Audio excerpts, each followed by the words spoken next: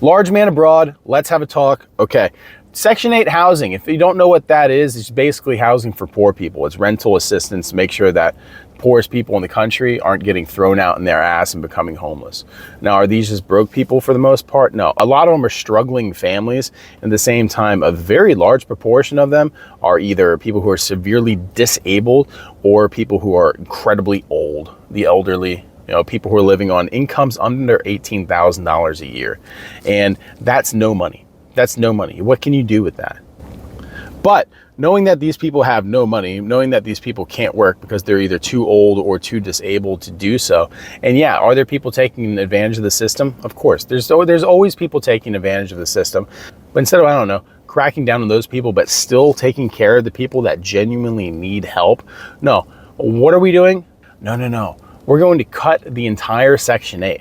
Right? We're going to cut it. We're going to leave it to the states, but at the same time, the federal government's going to take $30 billion out of it.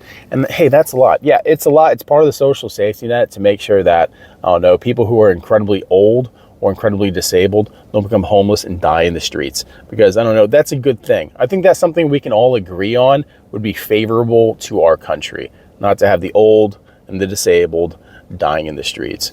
But apparently I'm wrong, because this isn't even something that's really been in the news. I saw a little bit in there, but you would think that a lot more alarm bells would be ringing about something like this, because this affects millions of people, millions of literally the most vulnerable people in our country, people who are already facing food insecurity, housing insecurity, because that's why they're in rent control. And it's a program that's been in existence for a very long time. But I don't think anybody should be surprised at this point because this administration has shown such utter lack of care for the poor and the vulnerable at this point. It's essentially a really Lord of the Flies out there, right? Really, only the strong survive. And a lot of people are being put in danger by this kind of like sadistic philosophy.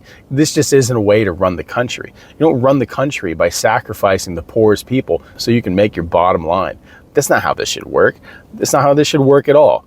I don't see how in any way people with a good heart could actually support the idea of cutting affordable housing and rental assistance for the elderly and disabled. It is the mark of a true sociopath to be like, this sounds like a good idea. We really need to save some money. And I think that the supporters really don't realize like how many people this really affects. We're talking about millions and millions of people, not just a couple 100,000. And of course, there's a little bit of racism going there. Oh, absolutely. Because when you talk about Section 8, what does it bring up for most people? They're just going to be thinking about project blocks in the hood.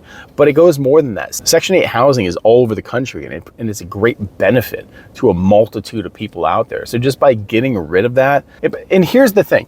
You're going to be like, well, we're going to save $30 billion on this. Absolutely no, we're not. We're just going to shuffle that money off somewhere else. We're not saving any money. All this money is just going other places. But it's okay. Don't worry about it. Just trust the guy in his palace in the sky. What are we doing? America is a nation without kings, but we sure as hell are moving in a quick direction to put some kind of monarchy in place. And for a voter base that's usually filled with good old boys from the South and Midwestern farmers, I'll tell you what, the fact that you want to put somebody in charge who's never done a day's work in his life is insane. The guy spent his entire life trying to put his name up on buildings all over the planet, but that's the guy that represents you the best? Tell me how that fucking works. His family doesn't even look like real people. Barron's the only one who looks semi-normal, and he's like 7 foot tall.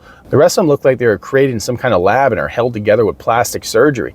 It's a strange family, it's strange people. But you're right, they represent the American people super well. They have your interest in mind. You keep telling yourself that. It's definitely going to help us in the future.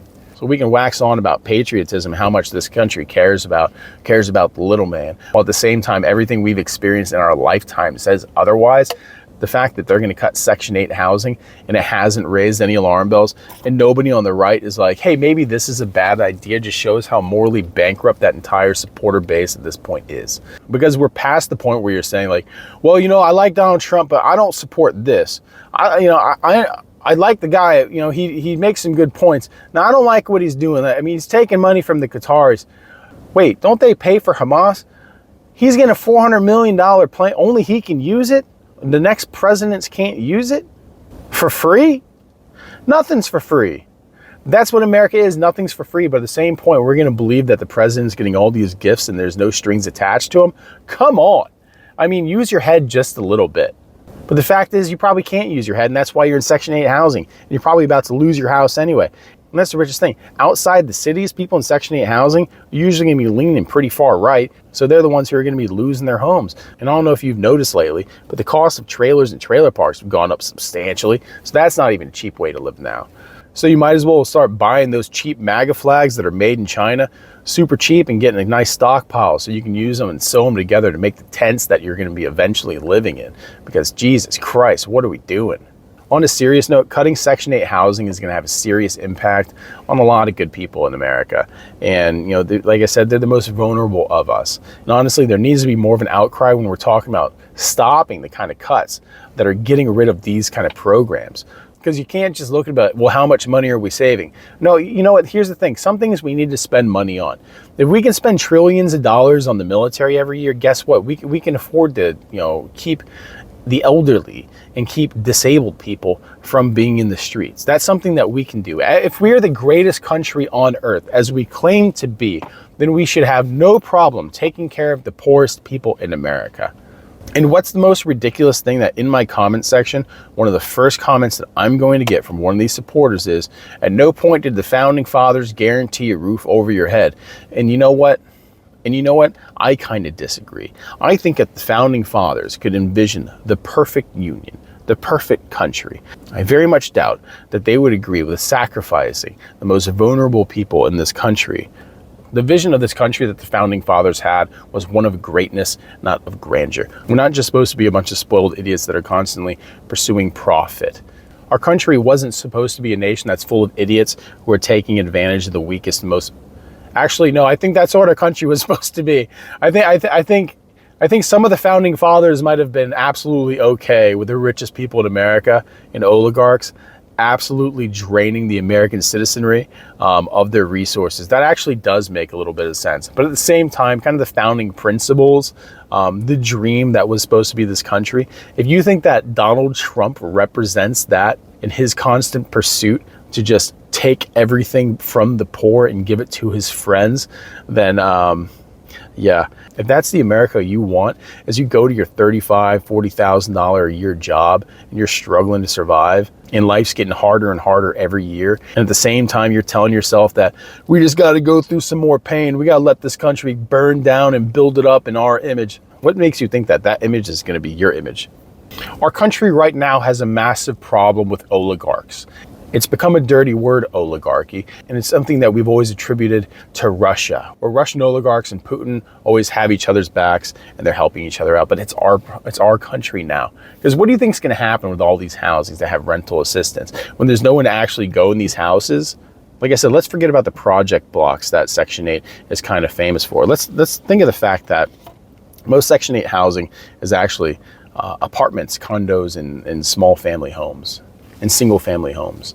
You know, what happens when no one is able to fill those apartments? What happens when nobody's able to fill those houses and the rent isn't being paid? Because most investment property owners at this point, they actually don't own the homes outright. They still owe mortgages on them. So if there's no renters in the homes to actually pay the mortgages that they have, that means that they're probably going to end up defaulting on those loans. And then what happens? Oh yeah, the corporations swoop in and start buying up single family homes again in just one big vicious cycle. I mean, you got to see it for what it is. It's a smart play if you're super, super freaking rich, but at the same time, man, it's just a quick way. Getting rid of Section 8 housing, never thought it would happen in America. You would have thought that HUD and Section 8 would have been around for a while and that people would kind of want it to be around because it is something that was designed, to help prevent discrimination and protect the most vulnerable people to ensure that they actually have a place to live. But hey, that's the world we live in now in America, where only the selfish survive. It's the big dog. The big dog in the yard is the only one that's going to eat, and you better be him. It's a gross country that we've become. A truly gross country that we've become. And we can do much better, honestly, if we really wanted to. We really could. This country has the amount of wealth. Actually, maybe we can't, because our country is in such tremendous debt right now that I guess the only way for the country and the government to self-correct would be to rob the people blind. to take as many of the assets as they have and you can sell them off to rich people. So maybe you can pay back some of the massive debt that we have, or you can just slap tariffs on anything that's coming in the country. So when people are paying between 30% and 150% on goods that are coming in, and that goes straight to the government, hopefully that goes paying off debt. Will it? No, absolutely not. It's going to be shoveled off somewhere else. All this money goes somewhere, right? But the question is, where does it go? If you're cutting $30 billion that are absolutely needed to ensure that the elderly, the disabled have a place to live, where is that money going to go? All the money from the tariffs, where is that money going? Because this is a lot of money we're talking about. This isn't a couple $1 billion. This is going to end up being hundreds of billions or trillions of dollars. And where's it going? Because that's not something anyone's discussing, because apparently we're so tied up on our trade war with other countries right now that we're forgetting to realize that our country is absolutely eating itself alive right now. But hey, everyone, thanks for stopping by. If you're still here at this point, hey, like and subscribe. World's absolutely crazy right now, and we're here for it. So yeah, it's a crazy one out there. Anything you want to say, agreements or disagreements, throw them down there in the comment section. Besides all that, hey guys, we love you. I hope you have a good one.